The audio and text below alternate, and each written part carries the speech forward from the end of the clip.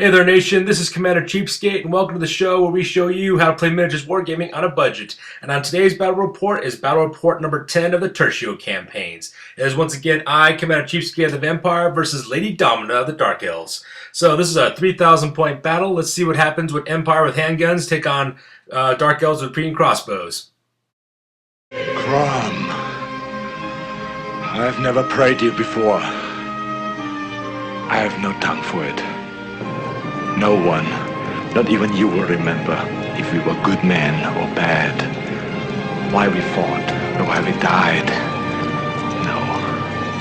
All that matters is that two stood against many. That's what's important. Balor pleases you, Crom. So grant me one request. Grant me revenge.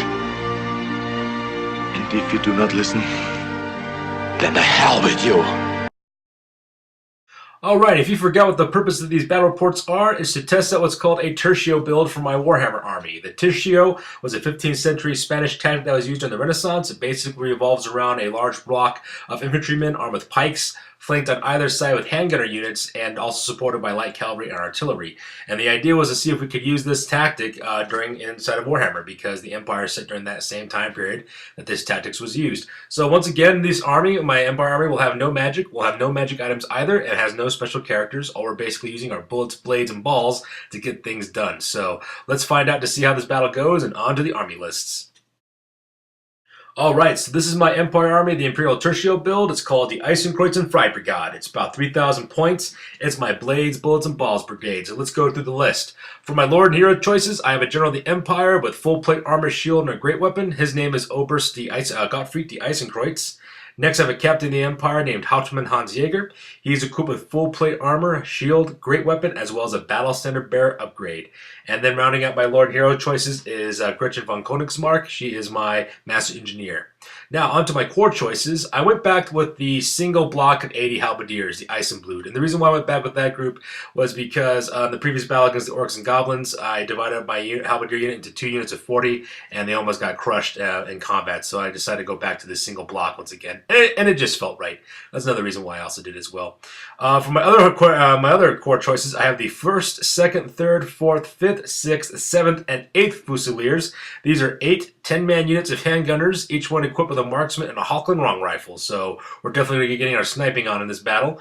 My special choices consist of 6 units of 5 Pistoliers called the 1st Dragoner, the 2nd Dragoner, the 3rd Dragoner, 4th Dragoner, 5th Dragoner, and 6th Dragoner. And then rounding out my special choices are 4 Great Cannons. And then finally, for my rare choices, I have 2 Hell Blaster Volley Guns, which brings you to a grand spanking total of 3,007 points.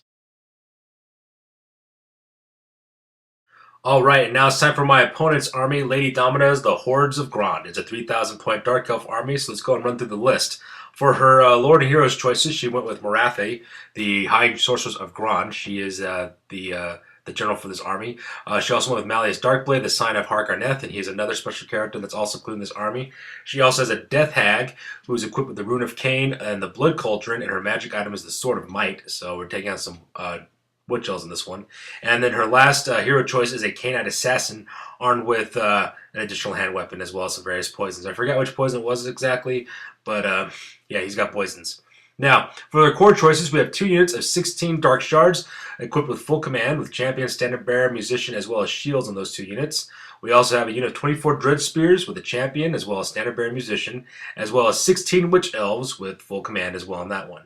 And for special choices, we have 20 Cold Wind Knights with full command, a War Hydra equipped with Fiery Breath, and 2 repeating Bolt Throwers. So, yeah, a lot of shooting goodness going on in this army. And then for rare choices, she has none, and that brings her grand total to 3,000 points.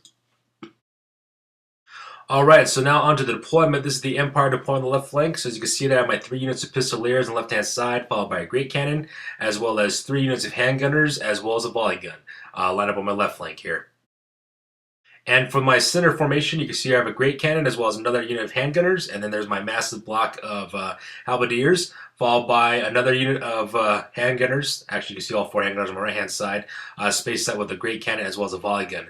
I decided to kind of go with this kind of like alternating wave pattern with my formations of handgunners, so that way, if any one of my handgunner units gets charged, I could actually redirect with a flank charge on the opposing handgunner unit. So that's the deployment here in the center lines. And onto my right flank, I have another great cannon, as well as my last 3 units of pistoliers lined up in a straight line formation. Pretty much the tactic's pretty straightforward. Have my enemy charge up to me, and then just blast them until they close them within resistance distance, and then engage in hand-to-hand combat and finish them off. So that's the plan on this one. And this is my opponent's left flank. She has her Death Hag, her Blood Cauldron, and her Witch Elves on the left-hand side, followed by her War Hydra, and then followed up with her Dread Spills there, holding up the left-hand flank of her formation. In her center, she has her 2 units of Dark Shards as well as her Bolt Thrower, kind of set up near the edge of the deployment zone. So she is right outside of my range of fire for my Hellblaster Volley Guns and my handgunners. But luckily this time, I got my cannons in the center, so things should work out differently in this battle.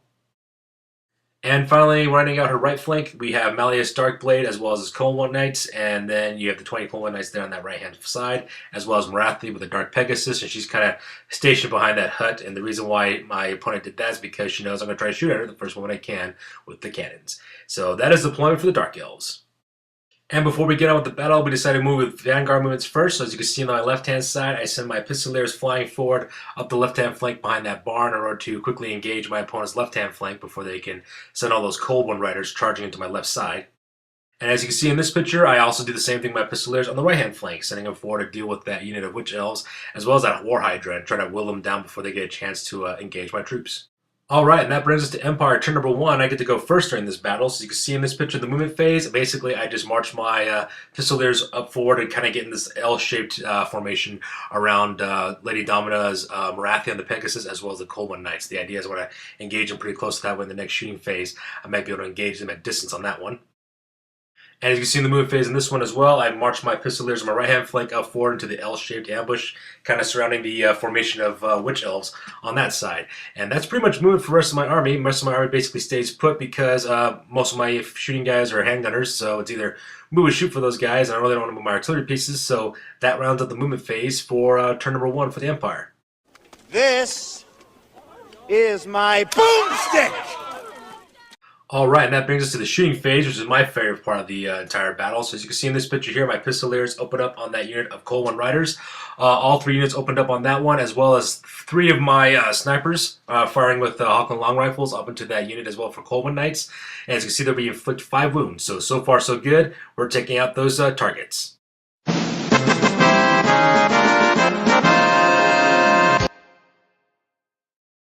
And in this picture, we totally own on this one. I have 2 of my cannons open up on the, actually not all my cannons, 2 of my cannons. I have all my cannons open up on this battery of repeater bolt throwers and crossbowmen there in the center. One of my cannons misfired, so that didn't work out too well for me.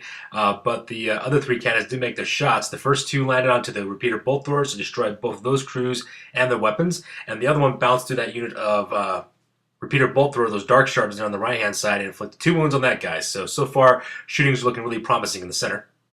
And as you can see in this picture, my Pistoliers open up on top of that unit of Witch Elves. They inflict 8 wounds on that one. I also inflict a wound on the Death Hag in that unit by using my Hawkland Long Rifles. All 4 of them shot at her, but only one made a wound, so basically we got that one sniped on that one. My Hellblaster Volley Gun also opens up on my opponent's Hydra, and blows that thing right back to the hot place. And then finally, I also use my last units of handgunners to target the Dread Spears, and we take out 4 wounds on that one. So all in all, a very successful shooting phase. He didn't fall? Inconceivable! You keep using the word. I don't think it means what you think it means. Alright, so we start off with Dark Elves turn number 1. As you can see in this move phase, the first thing that my opponent does is declare a charge against my unit of Pistoliers in the front. I try to flee as a flee reaction, but I roll like just really piss poor. So because of that, my opponent is able to charge right through that unit of Pistoliers and destroys that unit. So first blood goes to my opponent destroying of units. At the same time, Marathi kind of bypasses my Pistoliers and just kind of jumps over the hut there with her Dark Pegasus and lands behind her the cover of her Cold One Knights on that one. As you can see in this picture, the Witch Elves declare a charge against my first unit of Pistoliers on the right-hand side. They flee as a reaction. They make a wonderful little score, and they kind of escape altogether. And at the same time, my opponent also, for his compulsory moves, marches his Dark Charge behind that fence there in the center there. So that pretty much rounds out movement phase for my opponent. Alright, and that starts off the magic phase for my opponent. So you can see in this one, Marathi casts Doom Bolts. She decides to go for the just a regular simple Doom Bolt spell, so she only throws 2 power dice at my organ gun. But as you can see there, though, she rolls a miscast because it goes off with irresistible force. Klaatu, Marata, And she rolls a miscast on a 2 on that one. So that's what's going on in the magic phase in this picture. So she rolls from the miscast 2, gets the worst one possibly imagining, and the explosion goes off. She loses some power dice from the power pool, but Marathi miraculously survives all of it because of the ward save that she receives from her special ability. So because of that, she managed to come out of that unscathed, which is beyond me, because whenever I play Wizards and I roll a miscast, it's like they usually like the worst possible thing imaginable takes place, but not for Lady Domina. No, she's just absolutely fine on that one.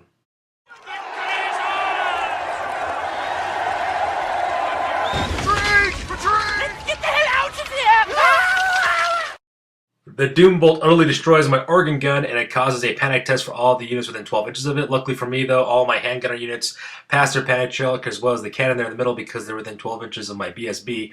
My other cannon here on the left-hand side, though, does not pass their panic check, so they break and they flee and they run for the hills like the cowards that they are. Lady Domina then casts Blade Wind without a hitch onto my remaining cannon on that right-hand side of my left-hand side of my formation. Unfortunately for me, I wasn't able to dispel it, so she inflicts 2 wounds on that and kills 2 of the crew members of the cannon. So I still have 1 guy left, so that cannon can still be operational.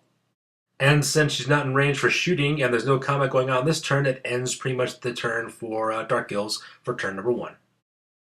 Alright, and that brings us to Empire turn number 2. So we start with the movement phase. As you can see in this picture, my Pistoliers basically turn around and start surrounding the backside there of Marathi as well as the Colwyn Knights and get within pistol shot distance of her so that way they can shoot her to pieces.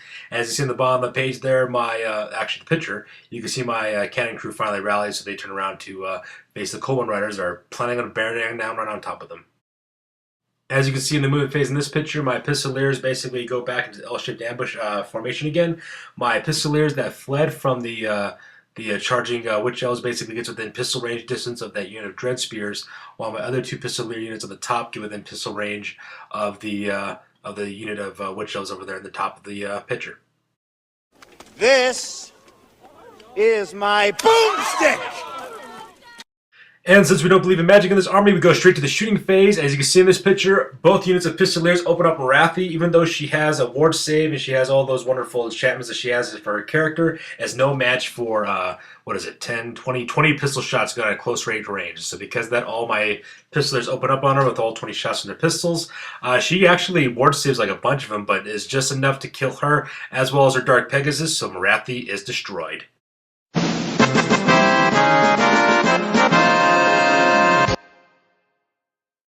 Which is also really epic because Marathi is the only spell-using member in this army, so now my opponent's magic phase is totally shot to hell. I gotta sing the Doom song now! Doom, doom, doom, doom, doom, doom, doom, doom, doom, doom, doom, doom,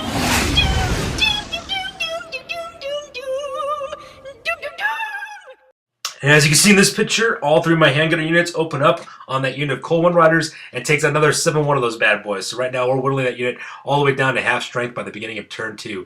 And to make matters even better, my Hawkland Rifles open up and actually snipes that character and actually inflicts another wound. So 4 of my shots with Hawkland Long Rifles actually made their target hit, but unfortunately only 1 was able to wound successfully. So because of that, we have inflicted another wound on the notorious Malleus Darkblade.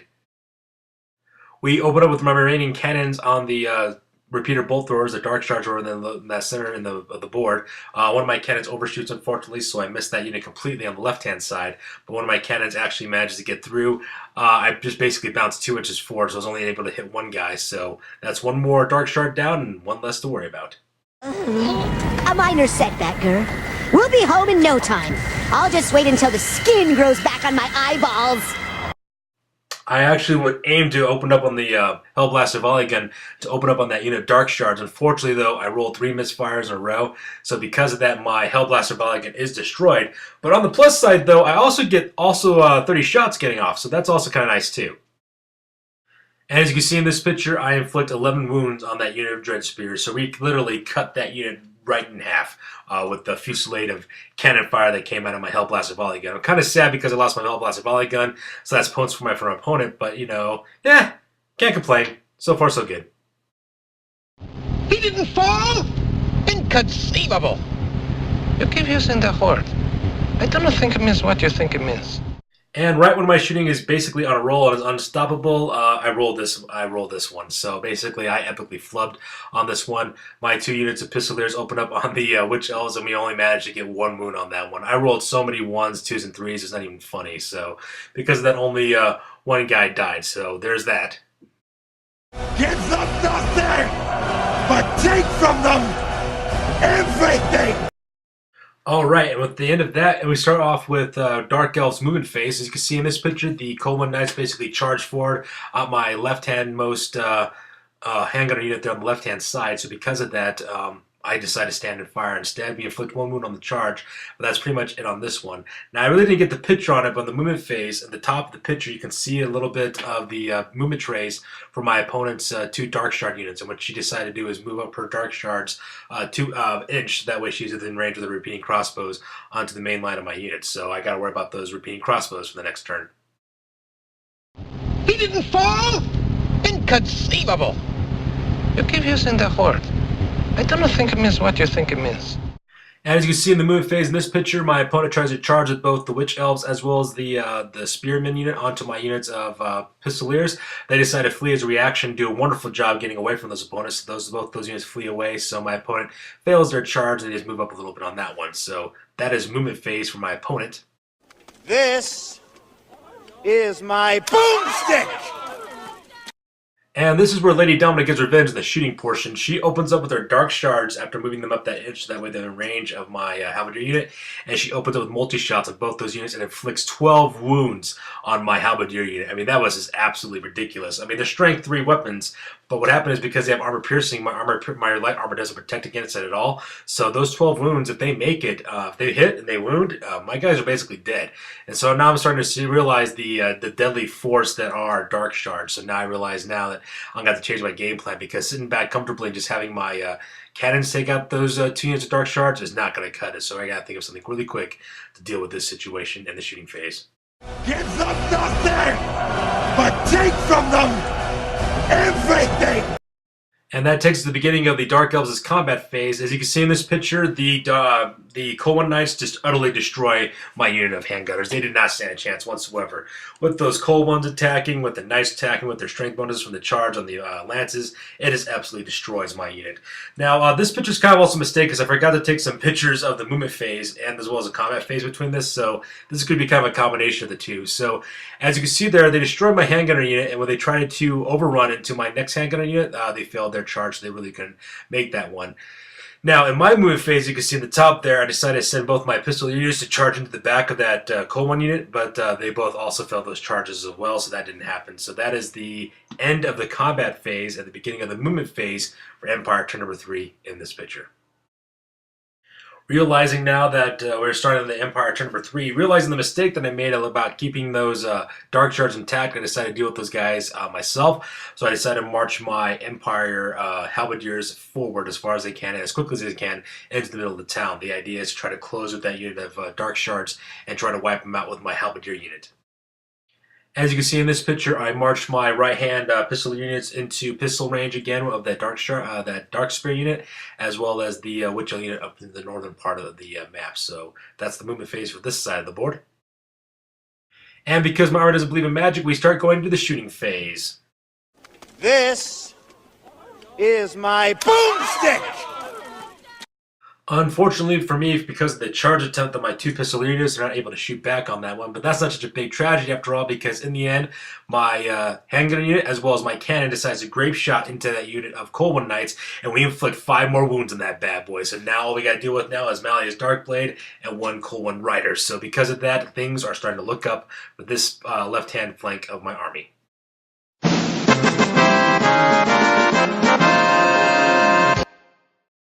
And in this picture, oh my god, it was just really bad what happened. That Dark Shard unit, when I tried to charge into my Pistoliers and fail, put them right smack dab in the middle of intersecting fields of fire for 3 of my handgunner units, as well as my cannon's grape shot, as well as my Pistolier units. So all 5 of those units open up on a crossfire of destruction on that unit of Spearmen, and we just obliterate those guys and send right back to the hot place. And once again, my 2 Pistolier units on the Witch Elves flub spectacularly again, just because of the ward save that Cursed Blood Cauldron gives that unit, so we only inflict 2 more wounds. But slowly and surely, this Witch Elf unit is being whittled to pieces one shot at a time, so no complaints out of this corner.